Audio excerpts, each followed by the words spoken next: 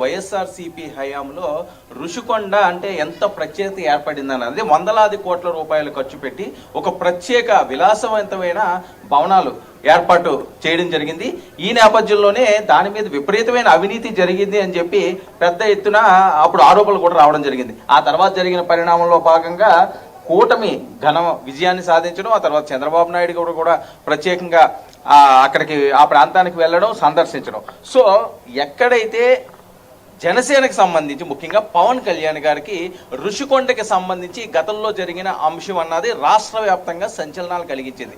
పవన్ కళ్యాణ్ని రుషికొండకి వెళ్లకుండా అప్పట్లో ఆయన పర్యటనని వైఎస్ఆర్సీపీ శ్రేణులు అడ్డుకోవడం జరిగింది. పోలీసులు అనుమతులు ఇవ్వలేని పరిస్థితిని మనం చూసాం. సో ఈ పరిస్థితుల్లో ఎక్కడైతే ఆయనకు అవమానం జరిగిందో, ఏ ప్రాంతంలో అయితే ఆయనకి ఇబ్బందికర పరిస్థితి ఏర్పడిందో అదే ప్రాంతంలో ఈరోజు పవన్ కళ్యాణ్ ఉప ముఖ్యమంత్రి స్థాయిలో తన పవర్ ఏంటో చూపించే విధంగా ఈరోజు రుషికొండ ప్రాంతాన్ని అక్కడ ఉన్న ఏవైతే ఆ కట్టడాలు ఉన్నాయో వాటిని పరిశీలించడం జరుగుతున్నది.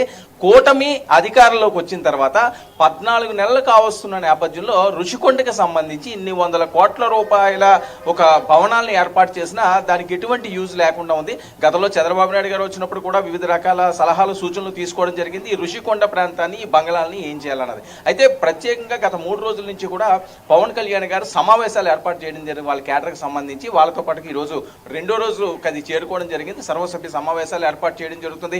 భవిష్యత్తులో జనసేన ఏ రకంగా ముందుకు నడిపించే విధంగా ఒక సక్సెస్ఫుల్ పార్టీగా మరింత విస్తృతంగా జనసేనని జనాల్లోకి తీసుకెళ్లే విధంగా సేనతో జనసేన అనే కార్యక్రమాన్ని చేపట్టడం జరిగింది. ఈ నేపథ్యంలో 2వ రోజు మొదటి ప్రోగ్రాం ఇది. ఈ రోజు రుషికొండ ప్రాంతానికి వెళ్లాల్సిన అవసరం ఉంది. ఎందుకంటే ముందుగానే చెప్పినట్లుగా రుషికొండ ప్రాంతంలో ఎలాంటి అవమానాలకు ఎదురైనాయో తెలుసు. ఈ రోజు ఇక్కడ మన పోలీసులు ఒకసారిగా విజువల్ రూపంలో చూడొచ్చు. ఎక్కడైతే పోలీసులు వీళ్ళని ఆపారో అదే పోలీసులు ఈరోజు రోప్ పార్టీలు పెట్టి మరీ ఆయనకి సెల్యూట్ చూసి రుషికొండకు పంపించే పరిస్థితి నెలకొంది. ఇదిరా పవన్ కళ్యాణ్ అంటూ జన సైనికులు అవనియండి, లేకపోతే వీర మహిళలు అవనియండి, పవన్ కళ్యాణ్ ఫ్యాన్స్ అందరూ కూడా ఫుల్ జోష్లో ఉన్నారు. రుషికొండ ప్రాంతంలో ఎక్కడైతే ఆయనకి ఏ ప్రాంతాల్లో అయితే అవమానాలు జరిగిందో అదే ప్రాంతాల్లో ఈ రోజు ఆయన సెల్యూట్లు కొట్టించుకుంటే పరిస్థితి మనకు కనిపిస్తున్నది. ఒకసారిగా మనం ఇక్కడ విజువల్ రూపంలో కూడా చూడొచ్చు. ఎమ్మెల్యేలు పవన్ కళ్యాణ్ గారు కూడా ఇప్పుడు ప్రస్తుతం రుషికొండలో ఎక్కడైతే మనం ఈ ప్రాంతంలో ఉన్నదో ఆ కొండ మీద ఉన్న ఆ బంగళాలని ప్రస్తుతం వాళ్ళు పరిశీలన జరుగుతుంది. మరి కొద్ది నిమిషాల్లోనే కూడా పవన్ కళ్యాణ్ గారు ఇక్కడ రావడం జరుగుతుంది. మీడియాతో కూడా ఆయన మాట్లాడే అవకాశం ఉంటుంది.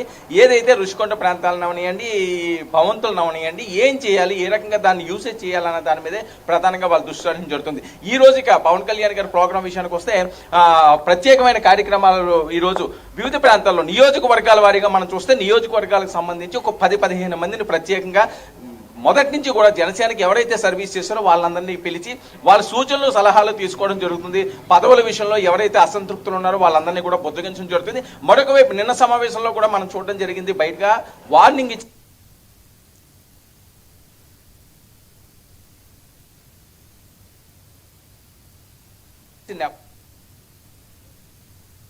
ఇచ్చిన నేపథ్యం పవన్ కళ్యాణ్ గారు ఏదైతే 21 మంది ఎమ్మెల్యేలు ఆయనతో పాటుగా కలుపుకుంటే ప్రజలు మనం నమ్మారు, 100% స్ట్రైక్ రేట్ తోటి మనకి గెలిపించారు. సో ఆ గెలుపును మనం బలుపు అనుకోకూడదని కూడా ఆయన ప్రస్తావించినట్లుగా తెలుస్తున్నది. ఇంకా ముందుకు సాగే విధంగా ఉండాలి, సక్సెస్ఫుల్ గా నడిచే విధంగా ఉండాలి.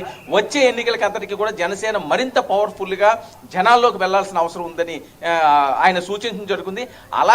అలా కాదని చెప్పి ఎవరైనా సరే గీత దాటినా, ఆరోపణలు వచ్చినా ఎట్టి పరిస్థితుల్లోని ఉపేక్షించేది లేదు, క్షమించేది లేదు. జనసేన పార్టీ పుట్టుక ఏ రకంగా ఉందో మీకే వేరే చెప్పాల్సిన అవసరం లేదు. జనసేన పార్టీకి సంబంధించి ఏ రకంగా ఆవిర్భవించినారు ఈ రోజు ప్రజల మెప్పు పొందడానికి మనకు 10 సంవత్సరాలు పట్టింది. ఈ ఒక్క సంవత్సరంలోనే దాన్ని పాడు చేసుకునే పరిస్థితికి మాత్రం ఎవరు రావద్దు అని చెప్పి ఆయన డైరెక్ట్ గానే హుకుం జారీ చేయడం జరిగింది. ఎటువంటి అవినీతి ఆరోపణలు వచ్చినా నియోజకవర్గాలకు సంబంధించి కార్యకర్తలను అవనియండి, నియోజకవర్గ ప్రజలను అవనియండి, ఎవరైనా సరే చిన్నచూపు చూడటమో లేకపోతే వాళ్ళు ఏవైనా వాళ్ళకి పనులు ఏమైనా కావాలనుకుంటేలా ఉంటే దానికి అలసత్వం చేయడమో, లేదా ఏమైనా మనీ డిమాండ్లో లేదా ఏ రకంగా అవినీతి మరకలుగానే అంటించుకుంటే ఎట్టి పరిస్థితుల్లోనూ కూడా పార్టీల్లో వాళ్ళు ఉండే అర్హత లేదు అని చెప్పి వాళ్ళు సీరియస్గా చెప్పడం జరిగింది. ఎందుకంటే ఈ అంశం ఎందుకు వస్తుందంటే చూస్తున్నాం, గత 13-14 నెలల నుంచి కూడా కూటమికి సంబంధించి పదే చంద్రబాబు నాయుడు గారు కూడా సీరియస్ అవ్వడం జరుగుతుంది. మంత్రులు కూడా హెచ్చరించడం జరుగుతుంది. మీరు పద్ధతి మార్చుకోకపోతే ఒకసారి చెప్తాను, రెండోసారి చెప్తాను, మూడోసారి మీకు ఫోన్ రాదని చెప్పి ఆల్రెడీ చంద్రబాబు నాయుడు గారు చెప్పడం జరిగింది. సో అదే కోవలో పవన్ కళ్యాణ్ గారు కూడా వాళ్ళ ఎమ్మెల్యేలందరికీ కూడా దిశానిర్దేశంగా చేయకపోతే ఆ ఎఫెక్ట్ అంతా కూడా కూటమి పదే ప్రమాదం ఉంటుందని ఆయన మొదటి నుంచి కూడా చెప్పకనే చెప్తున్నారు. నిన్న ఈ సమావేశంలో అయితే దాన్ని కుండబద్దలు కొట్టినట్టుగా ముఖం మీదే మాట్లాడడం జరిగింది. ఎట్టి పరిస్థితుల్లోనూ కూడా ఎవరన్నా గీత దాటితే ఇంక ఉపేక్షించే పరిస్థితి లేదు అని చెప్తున్నారు. సో ఈ రోజు కూడా ఈ రకమైన కార్యక్రమాలు నిర్వహించడం జరుగుతుంది. రేపు ఇందిరాగాంధీ మున్సిపల్ స్టేడియంలో ఒక భారీ బహిరంగ సభ కూడా ఏర్పాటు జరిగిందంటే ఇప్పుడే కాస్త వర్షం ఒక గ్యాప్ ఇచ్చినట్లుగా మనకి ఇక్కడ స్పష్టంగా కనిపిస్తుంది. ఎందుకంటే నేను రాత్రి కూడా భారీ వర్షం కూడా జరిగింది. ఇందిరా మున్సిపల్ స్టేడియం ప్రాంతంలో ఎక్కువ వర్షం కానీ జరిగేలా ఉంటే సభ జరిగే పరిస్థితి ఉండదు. ఒకవేళ అలాంటి పరిస్థితి కానీ ఉంటే ఆల్టర్నేటివ్ ఏం చేయాలన్న దాని మీద కూడా అధికారులు ఆలోచిస్తున్నారు. అలాగే జనసేన కోర్ టీం కూడా దీని మీద ప్రత్యేకంగా ఫోకస్ పెట్టడం జరిగింది. ఈ రోజు రాత్రి కానీ వర్షం పడకపోతే రేపు యథావిధిగా మున్సిపల్ గ్రౌండ్లో జరుగుతుంది. ఒకవేళ వర్షం పడినట్లు అంటే గ్రౌండ్ సహకరించదు కాబట్టి భారీగా పవన్ కళ్యాణ్ గారు సభ కనీసరికల్లా తరలి వస్తారు కాబట్టి దాన్ని ఏ రకంగా ఆల్టర్నేటివ్ చూడాలని చూస్తారు. ఈ రోజంతా కూడా ఆయన నిన్న ఏదైతే ప్రాంతంలో మొదటి రోజు కార్యక్రమాలు నిర్వహించారో వైఎంసీఏలోని ఈ రోజు కూడా అదే ప్రాంతంలో ఆయన ఉండడం జరుగుతుంది. ఈ రోజు సాయంత్రం 6 గంటల వరకు కూడా ఆయన స్కెడ్యూల్ అక్కడికే పరిమితం అవుతున్నది. రేపు సంబంధించి పూర్తి స్థాయిలో రేపు సాయంత్రం 6 గంటలకి ఆయన ప్రసంగం ఉంది. అక్కడ ముందు నుంచి కూడా ఇప్పటికే వివిధ ప్రాంతాల నుంచి రాష్ట్రం నలుమూల నుంచి వీర మహిళలు అవనియండి, పవన్ కళ్యాణ్ గారి అభిమానులు అవనియండి, జన సైనికులు అవనియండి, ఎమ్మెల్యేలు అవనియండి, వాళ్ళ క్యాడర్ అవనియండి భారీగా విశాఖపట్నంకి చేరుకోవడం జరిగింది. రేపు కూడా 3 రోజుల పాటు అంటే గతంలో ఎప్పుడూ లేని విధంగా జనసేన ఒక ప్రత్యేకమైన కార్యక్రమాన్ని రూపొందించడం. గతంలో మనం చూస్తాం, రెగ్యులర్ గా చూస్తున్నది ఏంటంటే ప్రతి సంవత్సరం మహానాడు నిర్వహిస్తుంటారు 3 రోజులు. అదే తరహాలో జనసేన కూడా విస్తృతమైన సమావేశాలు చేయడమే కాకుండా వాళ్ళ దగ్గర నుంచి పూర్తి స్థాయిగా గ్రౌండ్ లెవెల్లో ఈ రకంగా ఉంది, జనసేన గురించి ఏమనుకుంటున్నారు, ఎమ్మెల్యేలు ఏమనుకుంటున్నారు అంటే ఒకరితో మాట్లాడి పంపించే పరిస్థితి కాకుండా వివిధ రకమైన క్యాడర్స్ ఏవైతే ఉన్నదో స్టెప్ బై స్టెప్ వాళ్ళతో కూడా మాట్లాడడం జరుగుతుంది, ఇన్పుట్స్ తీసుకోవడం జరుగుతుంది. నిన్న మరొక కీలకమైన అంశం ఏంటంటే ఎమ్మెల్యేలు వాళ్ళ పనితీరు 14 నెలలు ఏం చేశారని చెప్పి ఒక రిపోర్ట్ కూడా ఆయన తీసుకోవడం జరిగింది. ఈ 14 నెలల్లో వాళ్ళు ఏం చేశారన్నది కూడా ప్రత్యేక రిపోర్ట్ను వాళ్ళకి ఇవ్వడం జరిగింది. దీంతో ఎమ్మెల్యేలందరికీ కూడా ఒక షాక్ తగిలినట్టుగానే మనం చెప్పుకోవచ్చు. సో ఈ షాక్ మరి ఎంతవరకు పనిచేస్తుందో, రాను రోజుల్లో జనసేన ఏ రకంగా జనాల్లోకి వెళ్తుందో, గ్రామీణ స్థాయి నుంచి పూర్తి స్థాయిలో సక్సెస్ఫుల్లో జనసేన ముందుకు నడిపించే విధంగా ఎలాంటి ప్రణాళికలు మరి పవన్ కళ్యాణ్ గారు చేస్తారన్న చాలా ఆసక్తిగా ఏపీ రాజకీయాల్లో ప్రధానంగా ఇది చర్చ జరుగుతున్న నేపథ్యం. ఇప్పటివరకు కూడా తెలుగుదేశం పార్టీ ఉన్నాయండి, వైఎస్ఆర్సీపీ ఉన్నాయండి, చాలా స్పీడ్గా ఉంది, సంస్థాగతంగా ఉన్నాయండి, గ్రౌండ్ లెవెల్లో ఉన్నాయండి, వాళ్ళకి పూర్తిగా పరిమితమైన నేపథ్యం. సో ఆ పరిస్థితి 29కి ఉండకూడదని ఈయన పూర్తి స్థాయిలో దీని మీద ఫోకస్ పెట్టారు. మొదటి నుంచి కూడా పవన్ కళ్యాణ్ గారు చెప్తానే ఉన్నారు, ఏదైతే ఒక ఏడాది గడిచిపోయింది కాబట్టి ఇక నేను పార్టీ మీద దృష్టి సారించడం జరుగుతుంది. జన సైనికులు ఎవరైతే తన ఫాలోవర్స్ ఉన్నారో మొదటి నుంచి జెండా మోసే వాళ్ళు ఉన్నారో వాళ్ళ కోసం నేను పనిచేస్తానని నేను పదే పదే చెప్పడం జరుగుతుంది. ఆ పరిస్థితుల్లోనే 3 రోజుల కార్యక్రమాన్ని చేపట్టడం జరిగింది. సో ఇక్కడతో ఇది ఆగిపోవడం కాదు, మరొకమైన కీలకమైన నిర్ణయాన్ని పవన్ కళ్యాణ్ గారు నేను తీసుకోవడం జరిగింది. ఈసారి ఏ ప్రాంతానికి ఆయన వెళితే అక్కడ ముఖ్య కార్యకర్త ఎవరైతే ఉన్నారో, జనసేన జెండా ఎవరైతే మొదటి నుంచి మోసిన వాళ్ళు ఉన్నారో వాళ్ళ ఇంట్లో కూడా ఒక రోజు నిద్ర చేసే విధంగా ఆయన కొత్త నిర్ణయం తీసుకుంది. ఇది ఒక సంచలన నిర్ణయమనే చెప్పొచ్చు. ఎందుకంటే ఒక సామాన్య కార్యకర్త ఇంటికి పవన్ కళ్యాణ్ వెళ్ళి అక్కడే ఆయనతో పాటు ఒక రోజు గడిపే ఆ కార్యక్రమం అన్నది ఒక సంచలనాలు రేపుతున్నది. ఇవన్నీ కూడా సక్సెస్ అయ్యేలా ఉంటే జనంలో జనసేనకి ఇక తిరుగు ఉండదు అన్నది వస్తున్న పబ్లిక్ టాక్. మరి దీన్ని ఏ రకంగా ముందుకు తీసుకువెళ్తారో, మరి ఎమ్మెల్యేలు అవనియండి లేకపోతే మంత్రులు అవనియండి వాళ్ళ మీద వస్తున్న ఆరోపణలు ఏ రకంగా దానికి పూర్తిగా రూపుమాపుకుంటారో, సక్సెస్ఫుల్ గా జనసేన ముందుకు వెళ్ళడానికి ఒక అద్భుతమైన పార్టీగా మరికొంత ఆవిర్భం ముందుకు తీసుకువెళ్లే విధంగా ఎలాగుంటుంది అన్నది మాత్రం చాలా కీలకంగా మారుతున్న నేపథ్యం. ప్రస్తుతం మనకు విజువల్ చూస్తూ మరికొద్ది సేపట్లోనే పవన్ కళ్యాణ్ గారు ఎక్కడైతే ఇదే రూట్ లో నుంచి రుషికొండ ప్యాలెస్ సందర్శించి ఈ ప్రాంతానికి రావడం జరుగుతుంది.